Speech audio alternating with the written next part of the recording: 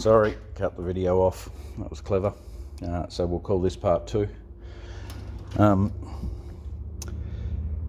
Yes, so all of that front end will come out and I'll make an entirely new set of chassis rails that come out 300 mils apart, sort of like this outer width here.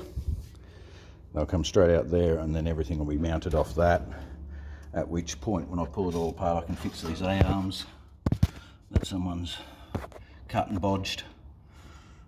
Now, granted I will be just re-welding, but I'll build them up, run a tube over them or something and strengthen that up, because that's only 1/2 inch rod in the middle there.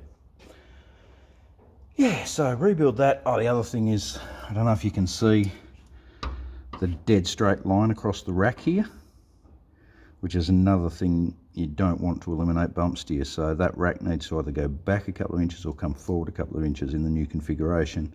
So we've got some angle for our tie rod ends to come back here, or our steering arm rather.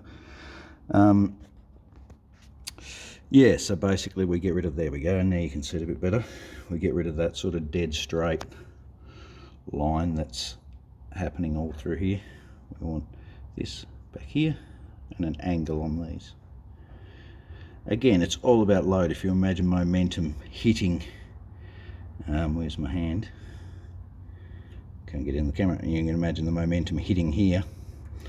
It's just going to travel straight back up and through the rack because it's pushing directly on the rack. Whereas if it's angled out, the momentum is going that way and it's going straight down through that and not coming back into the rack and driving your flipping your steering wheel out of your hands. So yeah, we fix the bump steer and get this wheel track at the front out to match the wheel at the back. That'll be the sort of next thing I'm doing.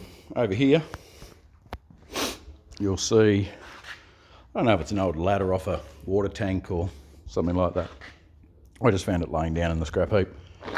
So I'm going to cut that up and I'm going to make my frame out of that. All right, so I'll get into that now and I'll show you a bit when I'm done. Okay, cheers.